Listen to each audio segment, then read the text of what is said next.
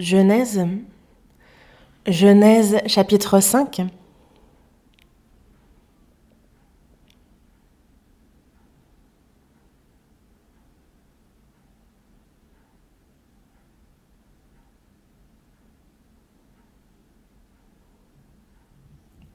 Chapitre 5, du verset 21 au verset 24. Lisons ensemble. Enoch, âgé de 65 ans, engendra Méthusélah. Enoch, après la naissance de Méthusélah, marcha avec Dieu 300 ans, et il engendra des fils et des filles. Tous les jours d'Enoch furent de 365 ans. Enoch marcha avec Dieu, puis il ne fut plus, parce que Dieu le prit. Voyons aussi dans Hébreux, chapitre 11.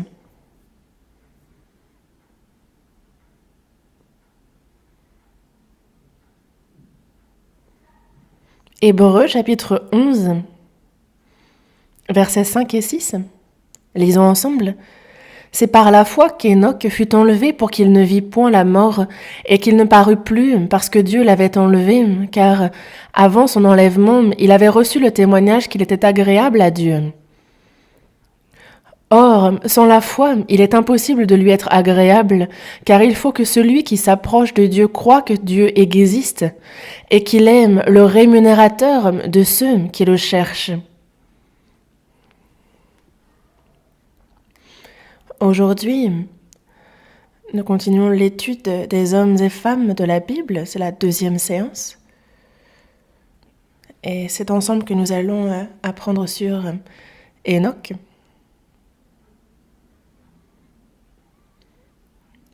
Ces hommes et femmes de la Bible, eux qui nous ont devancés, il est vraiment très bénéfique pour nous d'étudier leur vie.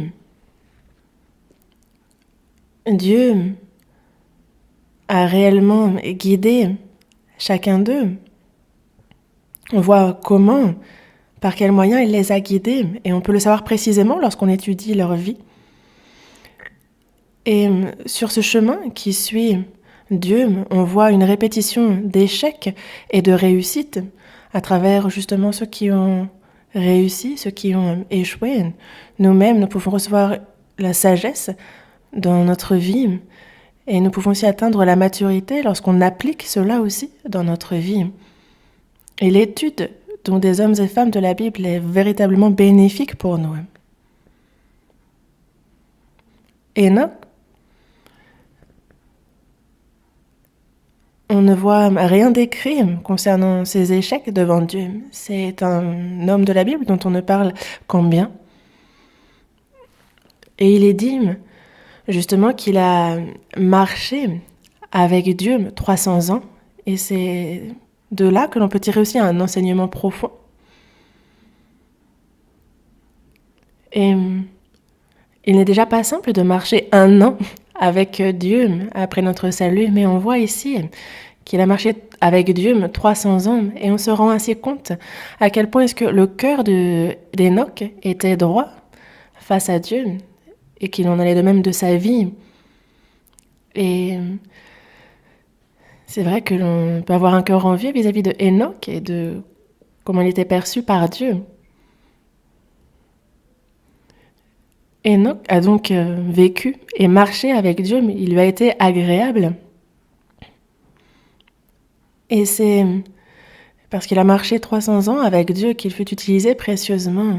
Et nous-mêmes, en tant qu'ouvriers de Dieu, nous pouvons nous demander comment justement faire en sorte d'être nous-mêmes utilisés par Dieu, de pouvoir être pris et tenus dans la main de Dieu. Nous allons voir différents versets et essayer d'en tirer des enseignements pour nous-mêmes. Avant toute chose, quand on réfléchit à en quoi consiste de marcher avec Dieu, il faut déjà que on s'imagine par exemple 2 personnes qui marchent côte à côte dans une direction précise vers un but, et cela peut nous-mêmes nous enseigner vis-à-vis de notre marche avec le Seigneur. Il faut absolument qu'il y ait donc une destination finale, un chemin à suivre. Il y a aussi un départ dans cette marche ensemble. Il y a donc bien un départ, puis on suit une même voie et on arrive à la même destination finale. Et donc, pour marcher avec Dieu, la première des choses, et celle qui prévaut sur toutes, c'est qu'il faut être sauvé. Sans être enfant de Dieu, alors il faut savoir que, en ayant du péché, nous sommes rejetés devant Dieu. Dans Romains, chapitre 1, dans le verset 26 et le verset 28, on voit que Dieu, il a livré les hommes à des passions infâmes. Il les a livrés à leur sens réprouvé. Donc il les a laissés aller dans leur sens. Et donc, parce que les hommes sont donc réprouvés, ils sont devant Dieu rejetés. Et parce qu'ils se sont opposés, qu'ils ont résisté, qu'ils ont du péché, il est donc pour eux impossible, de manière fondamentale, de marcher avec Dieu. Il faut donc naître de nouveau. C'est après être né enfant de Dieu que l'on peut marcher avec lui et que l'on peut commencer cette marche guidée par lui. Dans Romains, chapitre 8, verset 14, il dit que tous ceux qui sont conduits par l'Esprit de Dieu sont fils de Dieu.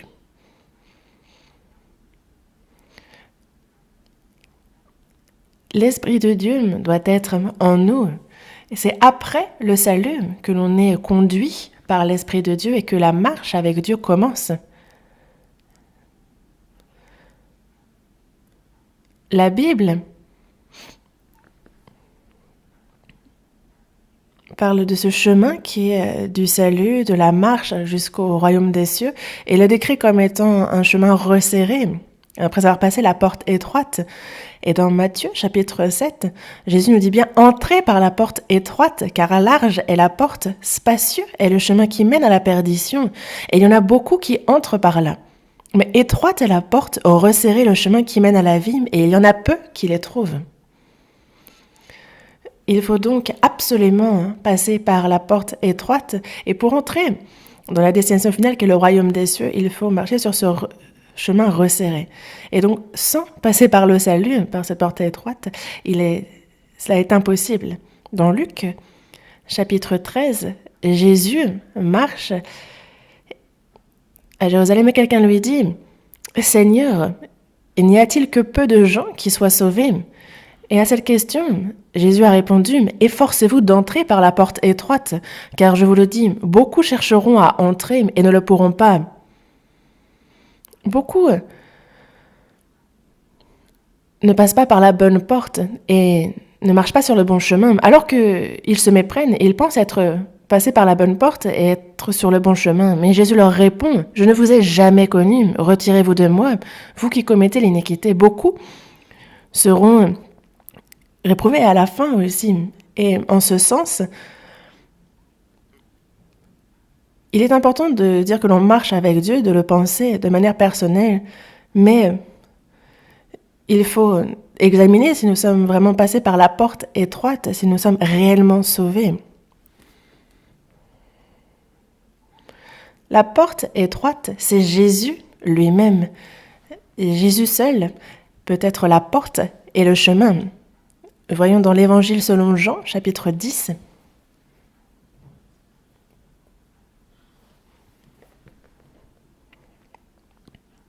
Évangile selon Jean, chapitre 10, verset 1. En vérité, je vous le dis, celui qui n'entre pas par la porte dans la bergerie, mais qui y monte par ailleurs est un voleur et un brigand. Mais celui qui entre par la porte est le berger des brebis. Verset 9. Je suis la porte. Si quelqu'un entre par moi, il sera sauvé. Il entrera et il sortira et il trouvera des pâturages. Jésus seul est la porte. Et sans passer par la porte, il y en a qui n'entrent pas par la porte, mais qui y montent par ailleurs. Et ils sont décrits comme étant des voleurs, des brigands. Si vous lisez le voyage du pèlerin, il y a donc un chrétien qui marche vers la cité céleste, et il y a une personne qui passe par-dessus le mur et qui le rejoint. Il n'est pas passé par la porte. Et il passe au-dessus du mur, on lui pose la question « Pourquoi tu fais ça ?» Et il répond « Ah, nous, c'est de génération en génération. Tous mes ancêtres sont passés au-dessus de ce mur-là. Nous sommes des experts. » Et il s'imaginait pouvoir entrer dans la cité céleste Et finalement, il est chassé à la porte de la cité céleste. Jésus dit bien, je suis le chemin, la vérité et la vie, et nul ne vient au Père que par moi. Il n'y a de salut en aucun autre, car il n'y a sous le ciel aucun autre nom qui ait été donné par les hommes, par lequel nous devions être sauvés. C'est seulement Jésus, par le sang précieux qu'il a versé. Il faut passer par cette porte étroite pour être sauvé et commencer cette marche avec Dieu.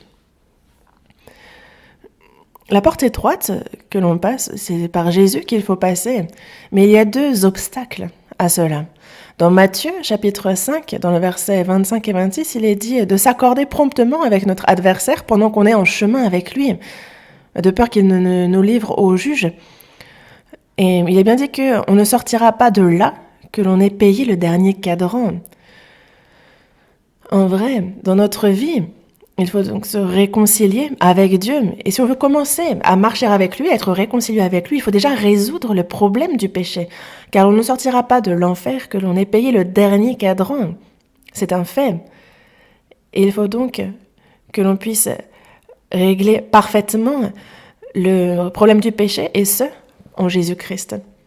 Et dans Matthieu chapitre 22 aussi, on voit qu'il y avait donc des noces d'un roi qui faisait un festin, et le roi voit un des invités qui ne porte pas les habits de noces. Et il pose la question, mon ami, comment es-tu entré ici sans avoir un habit de noces?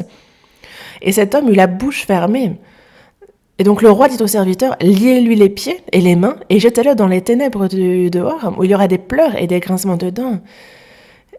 Et donc c'est quelqu'un qui a cherché à mettre en avant sa justice, qui n'a pas voulu revêtir les habits du salut du Seigneur. Et donc, ce fut pour lui il y a des pierres d'achoppement, le péché et sa propre justice. Ce sont 2 pierres d'achoppement, ce sont 2 obstacles réels au salut.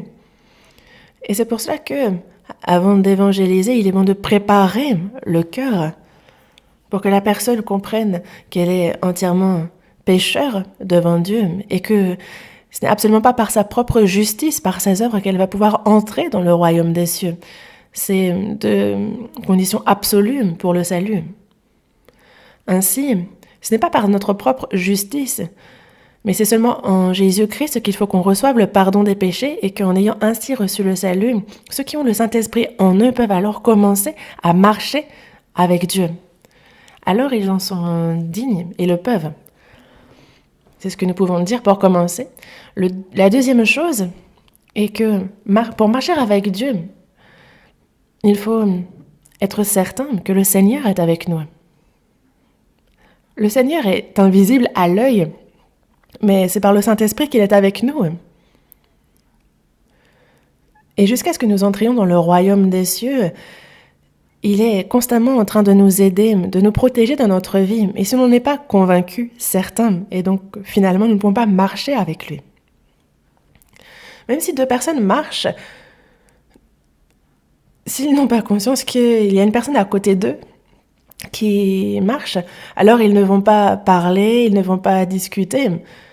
C'est exactement la même chose. Certaines personnes ne se rendent pas compte qu'il y a d'autres personnes qui marchent avec elles.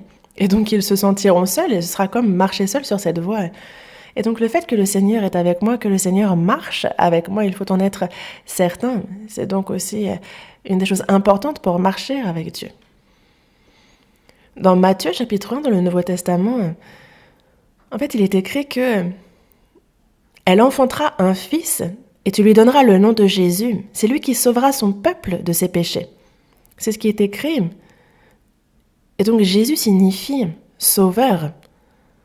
Il est ensuite écrit, voici, la Vierge sera enceinte, elle enfantera un fils et on lui donnera le nom d'Emmanuel, ce qui signifie Dieu avec nous. Et à travers ces versets, nous pouvons voir aussi que donc Jésus est aussi Emmanuel, ce qui signifie Dieu avec nous.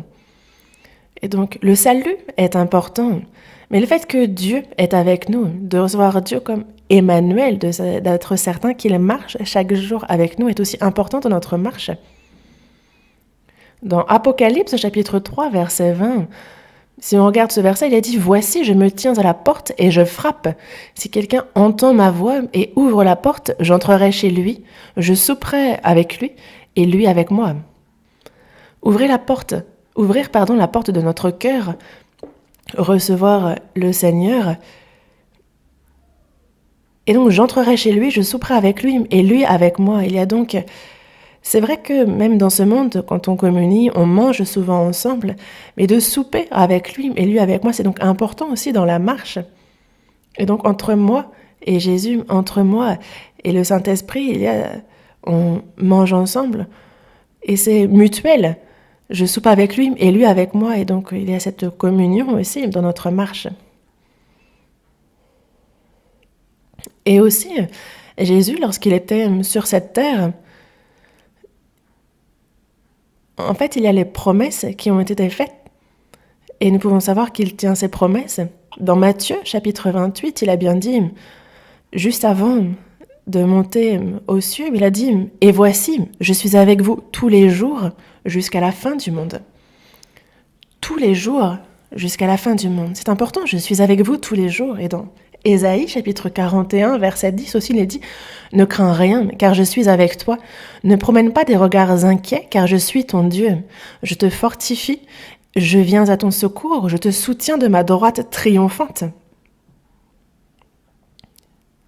C'est la parole qu'il nous adresse. Et ainsi, le Seigneur est entré une fois pour toutes en nous. Et il est bon de reconnaître qu'il ne nous quitte pas. C'est très important pour notre marche. Et aussi, le Seigneur qui est entré en moi, il n'est pas venu pour me condamner, mais afin que nous puissions marcher avec lui de manière intègre, que l'on puisse le suivre.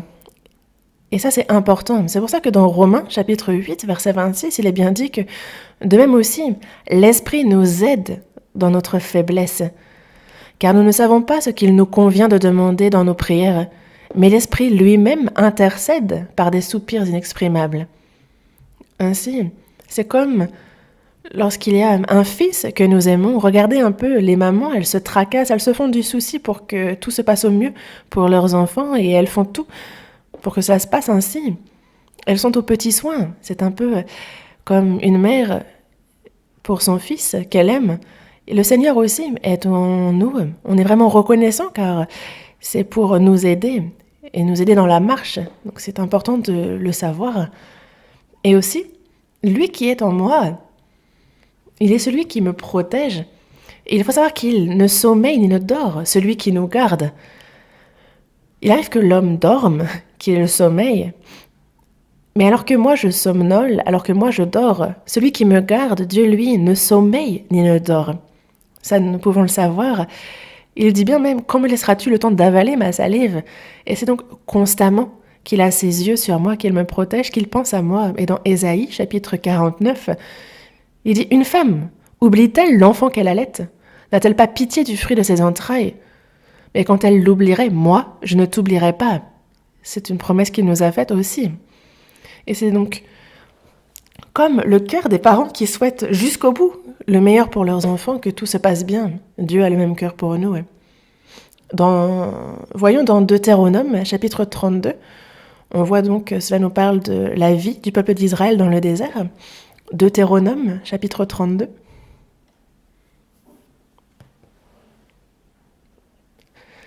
À partir du verset 10,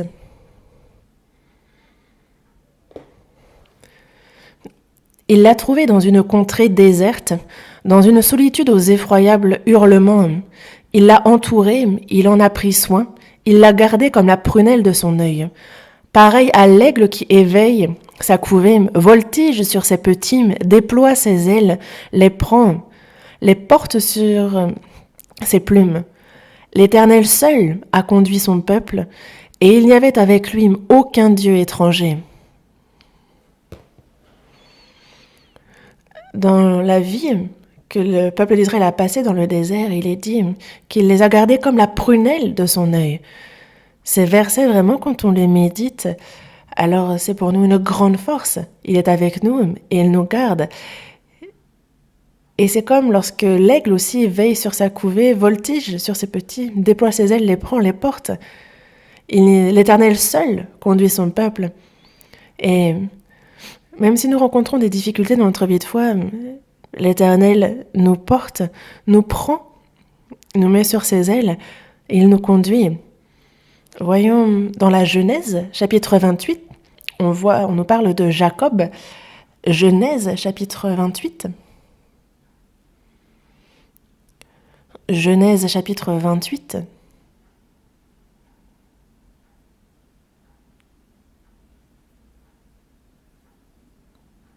Genèse, chapitre 28, verset 15.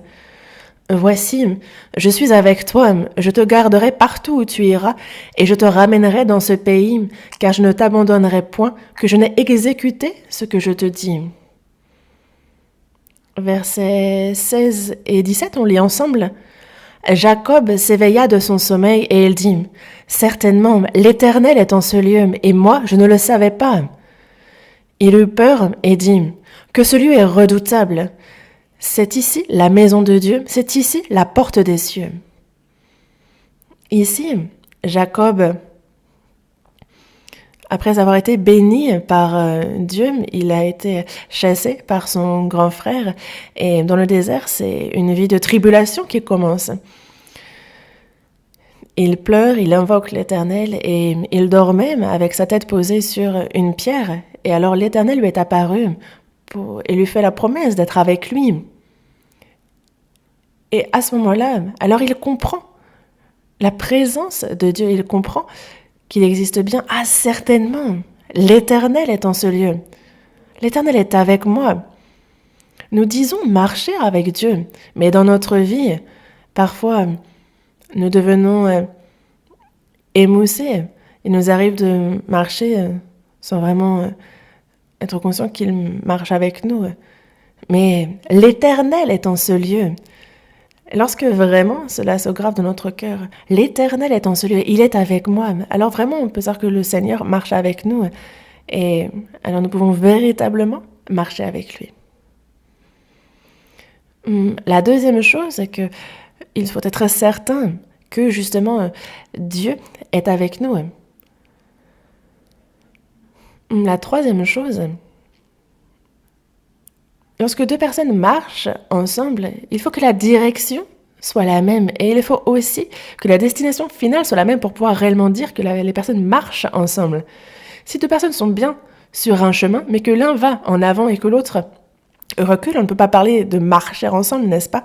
Et même si ces deux personnes marchent dans la même direction, si la destination finale n'est pas la même, alors arrivera un moment où ils se sépareront. Ça peut arriver qu'ils se séparent. Il faut donc que la destination finale soit aussi la même pour que les personnes marchent ensemble jusqu'au bout. Et si nous voulons marcher avec le Seigneur, lorsque Jésus vécut sur cette terre, il faut que l'on suive le chemin qu'il a suivi. Et il faut donc que notre but dans la vie, notre destination finale soit la même que celle du Seigneur lorsqu'il était sur cette terre. Il y a une comparaison qui nous enseigne dans la première épître aux Corinthiens, chapitre 9, verset 26. Il est dit « Moi donc, je cours, non pas comme à l'aventure. Je frappe, non pas comme battant l'air. » Quand on court, il faut courir dans une direction précise. Et c'est comme lorsque un boxeur frappe, par exemple, il ne va pas frapper comme battant l'air. Il faut absolument frapper, par exemple, le menton, il faut avoir un point de frappe précis. Et c'est pour cela que pour la marche, il faut avoir la même direction et la même destination finale. Il faut que le but dans la vie soit exactement les mêmes. Dans la Bible, on nous montre la direction que Jésus a suivie. C'était toujours vers l'avant. Non pas vers la terre, mais toujours le regard tourné vers Dieu, vers les cieux. Et donc ces deux directions sont absolument des directions que Jésus a suivies de manière absolue.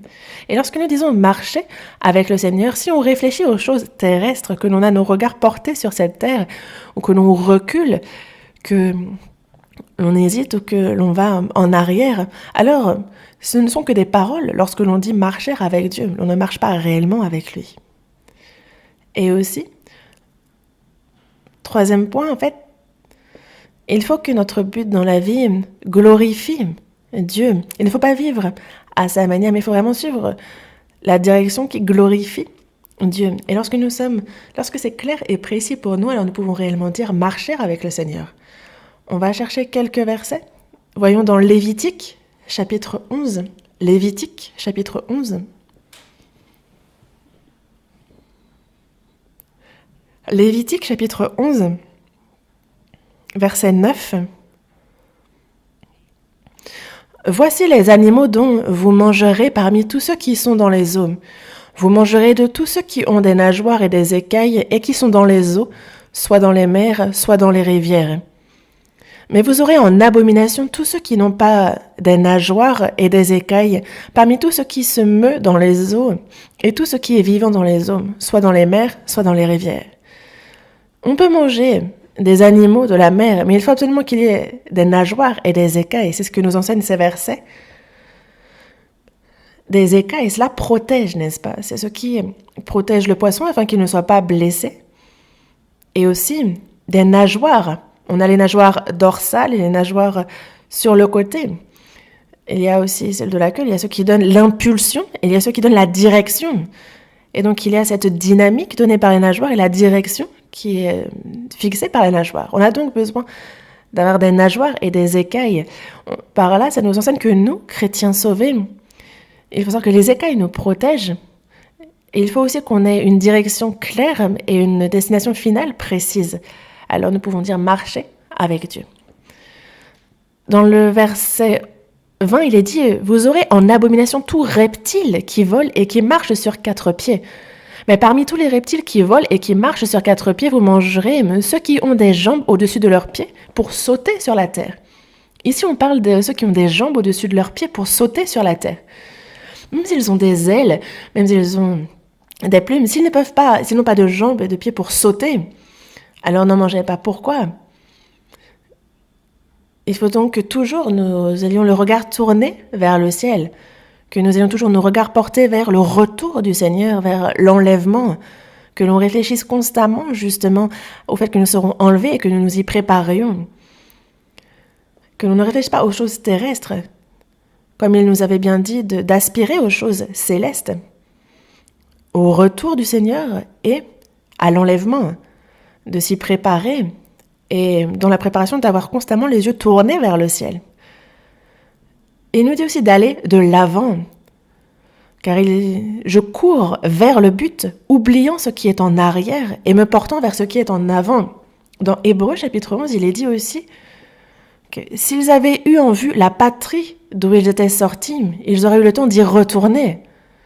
Mais maintenant, ils en désirent une meilleure. Cette patrie, c'est vraiment le royaume des cieux. Quand nous pensons au royaume des cieux, nous pouvons aller de l'avant. Quand nous pensons au retour du Seigneur et à l'enlèvement, alors vraiment, nous pouvons aussi aller de l'avant. Et c'est la direction, c'est la marche à suivre dans notre vie. Et ensuite, dans divers passages de la Bible, dans Galates chapitre 6, verset 8, il est dit que celui qui sème pour sa chair moissonnera de la chair la corruption, mais celui qui sème pour l'esprit moissonnera de l'esprit la vie éternelle. En d'autres termes, ce n'est pas pour la chair, mais c'est bien pour l'esprit qu'il faut vivre, et c'est bien là la bonne direction à suivre. Dans Jean chapitre 6, verset 27, il est dit de travailler non pour la nourriture qui périt, mais pour celle qui subsiste pour la vie éternelle. Et quand on regarde ces versets, nous pouvons voir que c'est donc pour non pas ce qui périt, mais pour ce qui est éternel. C'est pour le Seigneur qu'il faut travailler, c'est sur cela qu'il faut se concentrer. Alors c'est la bonne direction dans notre vie et notre marche. Et il faut donc être agréable et glorifier Dieu dans notre vie. Enoch, lui, avant son enlèvement, il avait reçu le témoignage qu'il était agréable à Dieu. Jésus, dans Jean chapitre 8, verset 29, quand on regarde ce verset, il est dit que celui qui m'a envoyé est avec moi et il ne m'a pas laissé seul. Pourquoi? Parce que je fais toujours ce qui lui est agréable.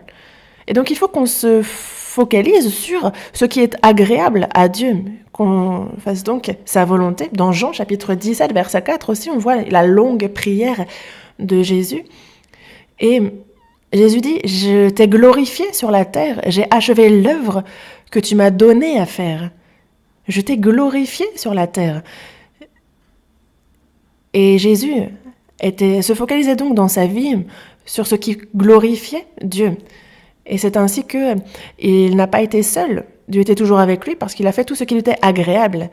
Et donc, la direction à suivre dans notre vie et la destination finale doit être non pas de nous être agréable à nous-mêmes, mais bien d'être agréable au Seigneur, à Dieu, et ainsi il nous accompagne. Le 4e point, c'est que si l'on souhaite marcher avec Dieu, il faut qu'il y ait communion, il faut qu'il y ait conversation. Et avant toute chose, lorsque 2 personnes marchent ensemble, avant même que moi-même je ne parle, il faut déjà écouter ce que l'autre me dit. Et donc, on marche ensemble déjà quand on suit le même chemin, mais il faut aussi partager, communier, discuter. Et cela commence par déjà écouter ce que l'autre dit. J'écoute, je parle, en fait, on échange ainsi, et c'est bien la communion. Et alors, c'est une vraie marche ensemble. Et si l'on veut véritablement marcher avec le Seigneur, il faut donc que l'on puisse, à travers sa parole, bien discerner la voix du Seigneur, l'écouter et suivre sa volonté. Et c'est quand je vis ainsi que vraiment je suis en communion avec le Seigneur. C'est pour cela qu'avant toute chose, il nous faut bien vivre une vie qui discerne quelle est la volonté de Dieu. Dans Romains chapitre 12, verset 2, il est dit « Ne vous conformez pas au siècle présent, mais soyez transformés par le renouvellement de l'intelligence afin que vous discerniez quelle est la volonté de Dieu, ce qui est bon, agréable et parfait. » L'apôtre Paul envoie une lettre, une épître aux Colossiens, et il y a toujours une chose qu'il dit. Il demande toujours à ce qu'il soit rempli de la connaissance de sa volonté. Parce que sans connaître Dieu, l'obéissance est impossible. Il nous faut déjà d'abord discerner la volonté de Dieu. Voyons dans Colossiens, chapitre 4, on nous parle d'Épaphras et de comment il a agi. Colossiens, chapitre 4, verset 12.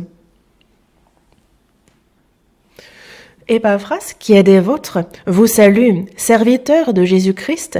Il ne cesse de combattre pour vous dans ses prières, afin que, parfait et pleinement persuadé, vous persistiez dans une entière soumission à la volonté de Dieu.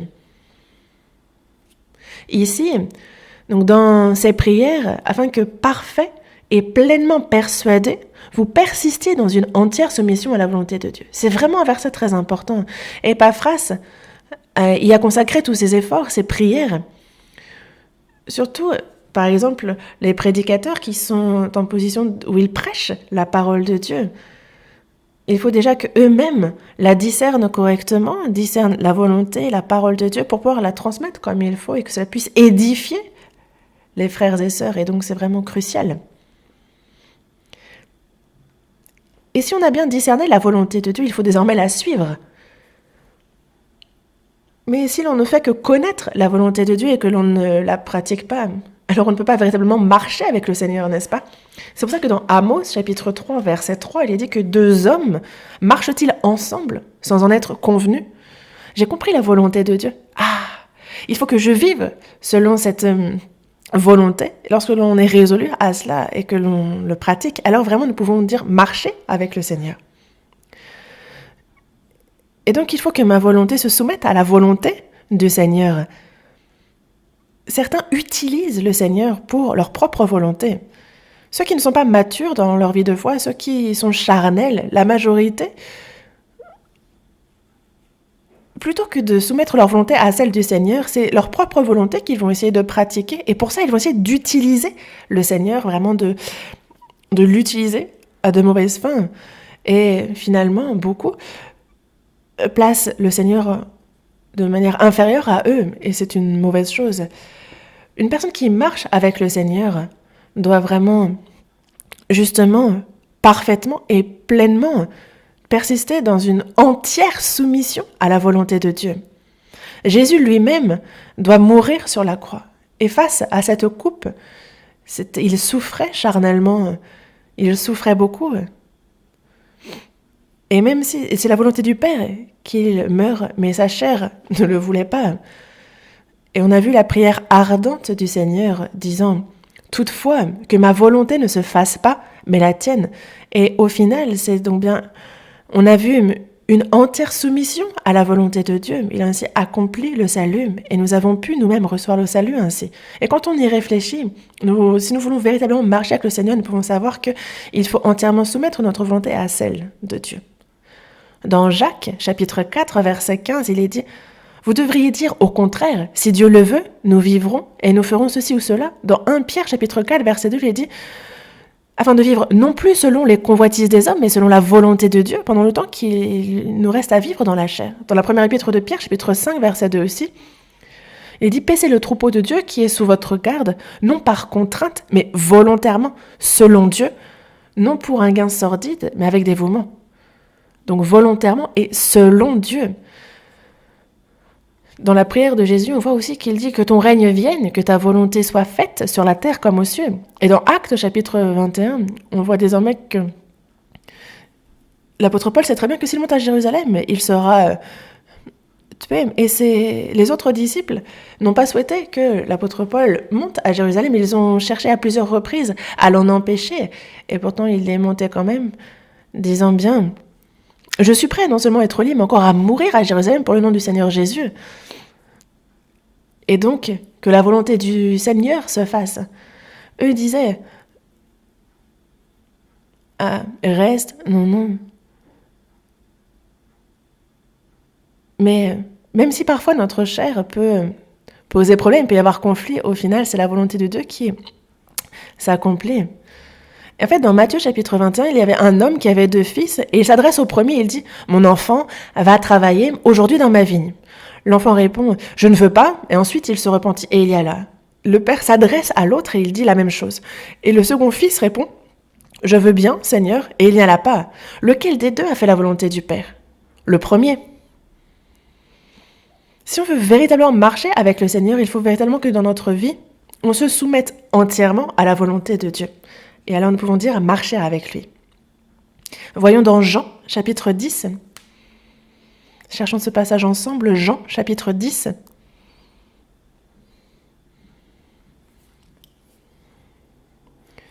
Évangile selon Jean, chapitre 10, versets 26 et 27. « Mais vous ne croyez pas, parce que vous n'êtes pas de mes brebis. » Lisons le verset 27 ensemble. « Mes brebis entendent ma voix, je les connais et elles me suivent. »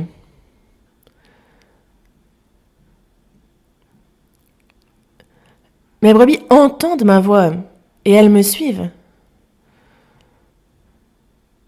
On suit donc sa voix. Il nous est bien dit de ne pas être comme un cheval ou un mulet sans intelligence, parce qu'on les bride avec un frein et un mors, et c'est afin qu'ils ne s'approchent point de toi. Et donc, il faut vraiment vivre une vie où on soumet notre volonté à celle de Dieu. C'est vraiment important. Le 5e point est qu'il faut s'attacher entièrement à Dieu. C'est une chose dont j'aimerais vous parler. C'est que parfois le corps suit, mais il se peut que le cœur n'y soit pas. Et il se peut que le cœur ne soit pas entièrement uni dans la marche. Il y a une partie du cœur qui a envie de suivre le Seigneur et l'autre partie qui, elle, a envie de suivre le monde. Et donc on ne peut pas considérer ça comme marcher avec le Seigneur à 100%. Et on ne peut pas dire marcher avec Dieu si l'on n'est pas à 100% justement aussi soumis dans notre vie et qu'on le suit. Certains le suivent. Il faut le suivre, certes, mais il faut le suivre proche, très proche, parce que certaines personnes suivent de loin et finalement s'éloignent vers le monde. On va voir plusieurs exemples de personnes qui ont suivi le Seigneur de loin et qui ne sont pas attachées réellement au Seigneur. Et on va les comparer à ceux qui se sont vraiment accrochés au Seigneur, ceux qui l'ont suivi corps et âme. On va prendre un exemple pour les personnes qui ont suivi de loin le Seigneur. Marc, chapitre 14. Marc, chapitre 14, verset 50. Alors tous l'abandonnèrent et prirent la fuite. Les disciples qui l'ont suivi 3 ans et demi, du jour au lendemain, puisque Jésus avance vers la croix où il doit être crucifié, ils ne l'ont pas suivi, ils ont fui. Verset 51. Un jeune homme le suivait, n'ayant sur le corps qu'un drap. On se saisit de lui, mais il lâcha son vêtement et se sauva tout nu. Ils emmenèrent Jésus chez le souverain sacrificateur où s'assemblèrent tous les principaux sacrificateurs, les anciens et les scribes. On ne sait pas précisément qui est ce jeune homme, mais il le suivait. Mais quand on se saisit de lui, il lâcha son vêtement et il se sauva tout nu. Verset 54. Pierre le suivit de loin jusque dans l'intérieur de la cour du souverain sacrificateur. Il s'assit avec les serviteurs et il se chauffait près du feu. La particularité de ceux qui suivent de loin le Seigneur, c'est ceux qui ne sont pas résolus. Dans leur cœur, ils ne sont pas décidés. Ils suivent le Seigneur, mais ils sont encore irrésolus. Ils sont de loin. Et donc, il est plus facile comme l'a fait Pierre, de s'asseoir avec les serviteurs, alors qu'il faut vraiment être collé, d'être vraiment proche du Seigneur, de le suivre très proche, de vraiment suivre ses pas. Quand on fait du sport, quand on fait de la randonnée par exemple, il faut vraiment suivre très proche. Il faut être proche. Moi-même, je me suis éloignée une fois. Il faut vraiment s'accrocher, être proche du Seigneur. Que ce soit Salomon, que ce soit Abijam, que ce soit Amathia, ces hommes dans leur vie ont un moment suivi Dieu, puis ils n'ont pas pu aller jusqu'au bout. Ce sont des exemples de ceux qui n'ont pas été jusqu'au bout. Mais il nous faut réfléchir à ceux qui, justement, l'ont suivi jusqu'au bout. Et la Bible nous montre bien qu'il n'y a pas de zone neutre. Dans 1 Roi, chapitre 18, Élie dit bien, mais jusqu'à quand clocherez-vous des deux côtés? Si l'Éternel est Dieu, allez après lui. Si c'est Baal, allez après lui. Dans Josué, chapitre 24, il est dit, choisissez aujourd'hui qui vous voulez servir, ou les dieux que servaient vos pères au-delà du fleuve, ou les dieux des Amoréens dans le pays desquels vous habitez. Moi et ma maison, nous servirons l'Éternel. Dans Apocalypse, il est bien dit aussi, je sais que tu n'es ni froid ni bouillant. Puisses-tu être froid ou bouillant? Mais parce que tu es tiède et que tu n'es ni froid ni bouillant, je te vomirai de ma bouche. Et donc, par exemple, quand on voit pour Ruth, lorsqu'elle a suivi Naomi, il est bien dit que justement elle s'est attachée à sa belle-mère. Elle nous parle bien qu'elle l'a suivie très proche, elle s'est vraiment collée à elle. Mais ce n'est pas vraiment Naomi elle-même qu'elle a suivi, mais c'est le Dieu de Naomi. Et c'est pour cela que dans notre relation avec les autres hommes aussi, il ne faut pas faire en sorte que les autres soient de mon côté, mais c'est bien le Seigneur qu'il faut suivre, même si tous sont contre moi. Ainsi, parfois, il nous arrive que dans l'Église, dans la communion, on dise vivre pour le Seigneur et que parfois c'est la chair qui ressort et que l'on cherche à faire que les uns et les autres soient de notre côté. Mais ce n'est pas droit aux yeux du Seigneur. Et même si tous sont contre moi, si tous sont du côté du Seigneur, même si tous me quittent, si seulement tout le monde est du côté du Seigneur, alors ça me va. Dans Exode, chapitre 32, verset 26, il est dit « À moi ceux qui sont pour l'Éternel ». Oui, à moi ceux qui sont pour l'Éternel, que tout le monde soit pour l'Éternel. Il est bon d'aider afin que tous les chrétiens soient pour l'Éternel et ne pas s'attendre à ce qu'ils soient de notre côté. Et que tout le monde puisse suivre le Seigneur et seulement le Seigneur. Que ce soit Salomon, Asa, Josaphat, Ézéchias, Josias, Caleb ou David. On ne peut pas en parler pour des questions de temps, mais nombreux sont ceux qui ont suivi vraiment le Seigneur corps et âme, de tout leur cœur. On va voir seulement 2 cas représentatifs. Dans 1 Roi, chapitre 8,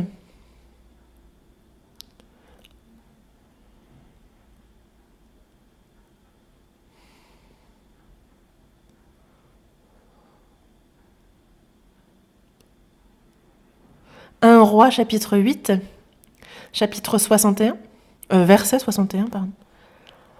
On lit ce verset ensemble. Que votre cœur soit tout à l'Éternel, notre Dieu, comme il l'est aujourd'hui, pour suivre ses lois et pour observer ses commandements. Ici, que votre cœur soit tout à l'Éternel, notre Dieu.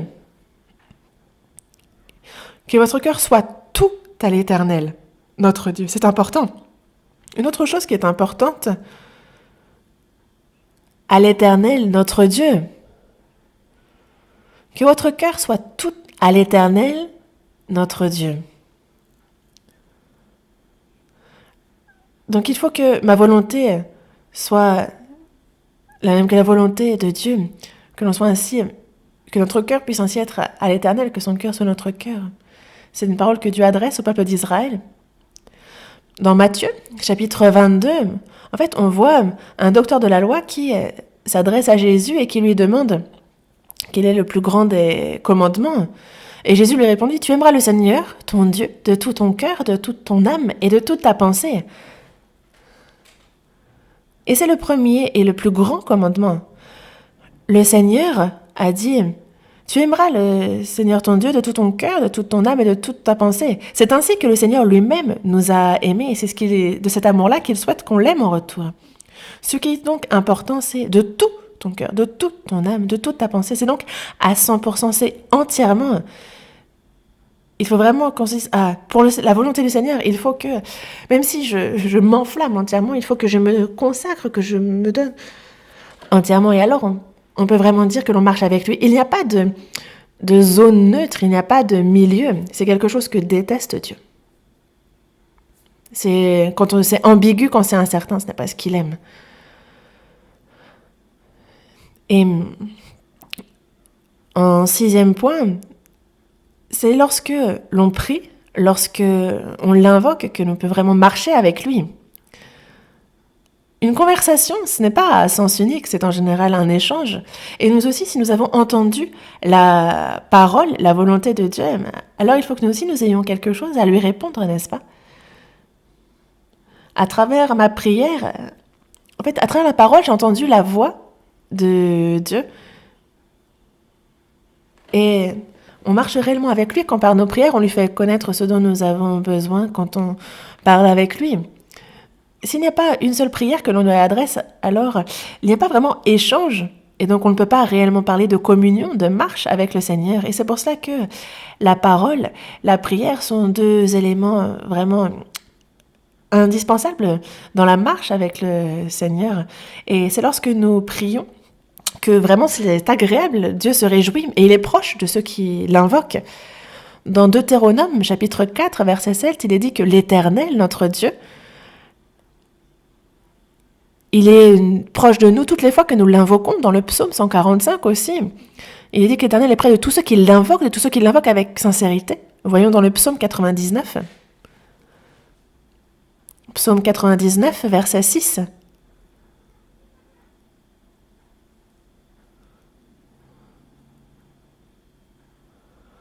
Lisons ensemble. Moïse et Aaron parmi ses sacrificateurs, et Samuel parmi ceux qui invoquaient son nom, invoquèrent l'Éternel, et il les exauça. C'est vraiment un très beau verset. Ici, Moïse et Aaron, donc son sacrificateur, et il y a Samuel parmi ceux qui invoquaient son nom. Ils invoquèrent l'Éternel. Ils ont vécu une vie où ils priaient ardemment Dieu, et Dieu les a exaucés. Il y a une vraie joie lorsqu'on est exaucé. Et on a cette assurance que Dieu est avec nous.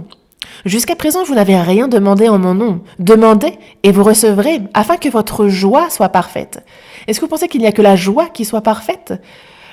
Quand on voit Dieu qui exauce notre prière, alors nous disons, vraiment, il est avec moi. Nous avons d'autant plus d'assurance lorsqu'on le voit exaucer nos prières. Et c'est pour cela que dans notre marche avec lui, il faut constamment le prier, l'invoquer. Dans Ésaïe, chapitre 58 aussi, il est dit « Alors tu appelleras et l'Éternel répondra, tu crieras et il dira « Me voici ». C'est la promesse qu'il nous a faite, n'est-ce pas? Voyons dans Lamentation de Jérémie, chapitre 3.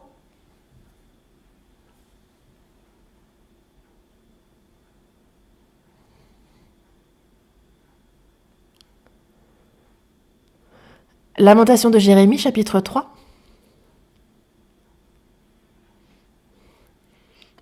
Verset 56. Tu as entendu ma voix, ne ferme pas l'oreille à mes soupirs, à mes cris. Lisons le verset 57 ensemble. Au jour où je t'ai invoqué, tu t'es approché, tu as dit, ne crains pas. Ici, au jour où je t'ai invoqué, tu t'es approché. Au jour où j'ai prié ardemment, où je t'ai parlé, tu t'es approché. Le Seigneur est toujours proche de ceux qui l'invoquent de tout leur cœur, sincèrement. On voit beaucoup de versets. Mais si on ne prie pas, alors on ne peut pas dire marcher avec le Seigneur. Ça, c'est un fait, c'est la vérité. Et donc, il faut aussi que nous soyons diligents dans la prière. Le 7e chose, c'est qu'il nous faut suivre le Seigneur avec le troupeau qui le suit. Ça aussi, c'est un fait, c'est la vérité. Après le salut, moi je suis seul, moi je prie seul, moi j'apprends seul la parole. C'est seul que je peux suivre le Seigneur. Ça, c'est se méprendre, c'est une illusion. Il faut toujours que nous soyons unis avec le troupeau qui le suit pour marcher avec lui. Nous ne pouvons pas marcher seuls avec lui. Comment savoir ça? Le peuple d'Israël a passé 40 ans dans le désert et à ce moment-là, ils ne furent pas seuls dans le désert. Il y avait donc des tribus, les 12 tribus d'Israël, et c'était par tribu qu'ils avançaient. Et donc c'est à travers cela aussi que l'on peut savoir que le peuple sauvé doit absolument être un seul et même troupeau et ainsi avancer ensemble et marcher avec le Seigneur. Dans Jean chapitre 10, verset 7, il dit « Il y aura un seul troupeau, un seul berger ».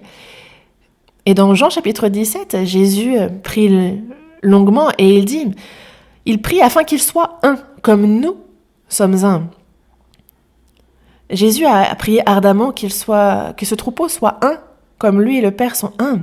Et dans le psaume 42, il est dit aussi, je me rappelle avec effusion de cœur, quand je marchais entouré de la foule. Dans le psaume 55, c'est ensemble, nous vivions dans une douce intimité. Nous allions avec la foule à la maison de Dieu. Donc ce n'est pas seul, c'est avec la foule, c'est avec le troupeau. Voyons dans Jérémie, chapitre 33. Jérémie, chapitre 33.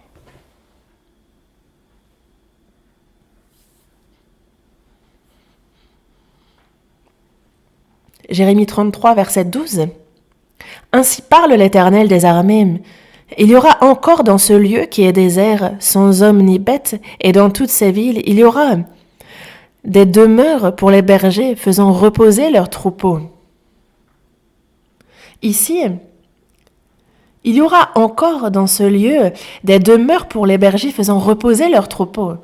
Il n'y a pas de troupeau sans berger, il n'y a pas de berger sans troupeau. C'est deux choses qui sont indissociables. Il y a toujours un troupeau pour un berger et un berger pour des troupeaux. Ainsi, c'est quand je suis unie avec le troupeau, c'est quand je demeure ensemble avec les frères et sœurs, c'est alors que le Seigneur est en nous et c'est alors que nous pouvons marcher avec lui. Et c'est pour ça qu'il faut absolument que ce soit dans le troupeau, dans l'Église, qui est le corps de Christ. C'est au sein de ce troupeau-là que nous pouvons marcher avec lui. Dans Actes, chapitre 4, verset 32, on voit que la multitude de ceux qui avaient cru n'était qu'un cœur et qu'une âme. Et dans Actes, chapitre 11, il nous parle d'une foule assez nombreuse qui se joignit au Seigneur. C'est toujours un troupeau, une foule, c'est ensemble. Et donc, c'est avec le troupeau qu'on avance dans ce monde. Et c'est aussi, dans le royaume des cieux, c'est un troupeau que l'on louera, l'Éternel aussi. Dans Apocalypse, chapitre 7, il est bien dit qu'il y avait une grande foule que personne ne pouvait compter, de toute nation, de toute tribu, de tout peuple et de toute langue qui louait l'Éternel. Et l'Église, qui est le corps de Christ, lorsque c'est avec l'Église justement qu'on suit le Seigneur, alors on peut vraiment connaître la puissance et connaître bien le Seigneur. Cette puissance est avec nous. Quand on quitte le troupeau, alors c'est impossible de marcher avec lui. Dans Proverbe chapitre 18, verset 1, il est bien dit que celui qui se tient à l'écart cherche ce qui lui plaît, il s'irrite contre tout ce qui est sage. Et dans la première épître de Jean, chapitre 2, il est bien de demeurer en lui, selon les enseignements qu'il vous a donnés, sinon vous connaîtrez la honte. Ainsi, il nous faut être attachés à l'Église, qui est le corps de Christ. Il faut marcher avec le troupeau. Et enfin, pour finir, il faut suivre les pas du chemin de souffrance qu'a suivi Jésus. Nous aussi, nous devons marcher dans ses pas. Le Seigneur nous a prévenus, nous a bien dit que ce n'était pas un long fleuve tranquille de le suivre. Et si c'est ce que l'on attend, on ne pourra pas marcher avec lui. Il a pris sa croix, il a marché jusqu'à Golgotha et il a souffert. Et il faut, nous aussi, que l'on puisse marcher avec lui. Pour ça, il faut vraiment que l'on souffre pour lui aussi. Lorsque Jésus a vécu sur cette terre, dans Luc chapitre 9, il a bien dit « Si quelqu'un veut venir après moi, qu'il renonce à lui-même, qu'il se charge chaque jour de sa croix et qu'il me suive. » Cette croix, donc, ce sont ses souffrances. Dans Jean chapitre 12, il dit aussi « Si quelqu'un me sert, qu'il me suive. » Mais auparavant, il dit que pour le suivre, il faut que le grain de blé qui est tombé en terre meure. Parce que s'il ne meurt pas, il reste seul, mais s'il meurt, il porte beaucoup de fruits. Donc il faut le suivre, certes, mais le suivre, c'est le suivre aussi dans ses souffrances. Et Moïse aurait pu profiter de tous les trésors de l'Égypte, mais il a préféré souffrir avec le peuple d'Israël que d'avoir tous les trésors d'Égypte. Dans Colossiens chapitre 1 aussi, l'apôtre Paul dit bien que ce qui manque aux souffrances de Christ, il l'achève en sa chair pour son corps qui est l'Église. Il a donc marché dans les pas de Jésus, dans ses pas, même s'il faut souffrir pour cela. Dans la prédication de l'Évangile, dans l'édification de l'Église, il y a forcément des souffrances à traverser. Dans Jude, chapitre 1, on voit que c'est aussi pour eux qu'Hénoch a prophétisé en ces termes. « Voici le Seigneur est venu avec ses saintes myriades pour exercer un jugement contre tous et pour faire rendre à tous les impies parmi eux. » Rendre compte, chacun rendre compte. En fait, on voit Hénoch qui a prêché constamment, comme Jésus lui-même durant 3 ans et demi a prêché constamment. Nous aussi, c'est vrai que quand c'est difficile, on a envie de se reposer, on a envie de trouver le repos dans la chair. Mais sachez que ce n'est pas le chemin qu'a suivi Jésus. Lorsque nous sommes dans la souffrance, sachez que le Seigneur participe aussi, il est avec nous dans ces souffrances. Voyons dans Ésaïe, chapitre 63. Ésaïe, chapitre 63. Ésaïe chapitre 63, verset 8, il avait dit « Certainement, ils sont mon peuple, des enfants qui ne seront pas infidèles. Et il a été pour eux un sauveur. » Verset 9, « Dans toute leur détresse, ils n'ont pas été sans secours, et l'ange qui est devant sa face les a sauvés, mais il les a lui-même rachetés dans son amour et sa miséricorde, et constamment, il les a soutenus et portés aux anciens jours. » Le Seigneur ne nous abandonne pas dans les tribulations. Dans toute leur détresse, ils n'ont pas été sans secours. Il participe, il est avec nous. Constamment, il nous soutient, il nous porte. Et aussi, il faut absolument faire face aux souffrances pour pouvoir vraiment faire l'expérience du Seigneur. Voyons un dernier passage dans la première épître de Pierre, chapitre 4. Première épître de Pierre, chapitre 4. Verset 13. Réjouissez-vous, au contraire, de la part que vous avez aux souffrances de Christ, afin que vous soyez aussi dans la joie et dans l'allégresse lorsque sa gloire apparaîtra. On lit ensemble le verset 14. « Si vous êtes outragés pour le nom de Christ, vous êtes heureux, parce que l'Esprit de gloire, l'Esprit de Dieu, repose sur vous. » Ici, il est dit « Si vous êtes outragés pour le nom de Christ, vous êtes heureux, parce que l'Esprit de gloire, l'Esprit de Dieu, repose sur vous. » Nous aussi, dans ce monde, nous ne pouvons pas oublier ceux qui nous ont accompagnés dans les souffrances, n'est-ce pas? Ceux avec qui on a vécu le meilleur et le pire. Plus tard, en fait, justement, quand on y repense, si jamais nous-mêmes on est élevés, on élève aussi ces personnes. Nous marchons avec le Seigneur, nous souffrons pour lui. Et lui-même est avec nous dans cette marche. L'Esprit de gloire, l'Esprit de Dieu est avec nous. L'Esprit de gloire. Et donc ces souffrances que nous rencontrons nous feront nous asseoir et recevoir la gloire dans son royaume. Et donc nous le suivons en silence, en obéissant. Nous marchons avec lui sur ce chemin, en souffrant aussi comme il a souffert. Il faut vraiment prendre Hénoch comme modèle pour pouvoir aussi dans le reste de notre vie vivre en marchant avec Dieu. Prions. De notre Père, toi qui es miséricordieux et plein d'amour, aujourd'hui, à travers le prophète Hénoch, nous avons vu le modèle qu'il est dans la marche avec le Seigneur et nous avons appris avec un cœur qui souhaite aussi marcher avec toi. Seigneur, que nous puissions marcher entièrement en toi, de tout notre cœur, que nous puissions aussi être utilisés précieusement par toi. C'est notre souhait ardent. Aide-nous à bien diriger notre cœur. Nous avons prié au nom du Seigneur Jésus. Amen.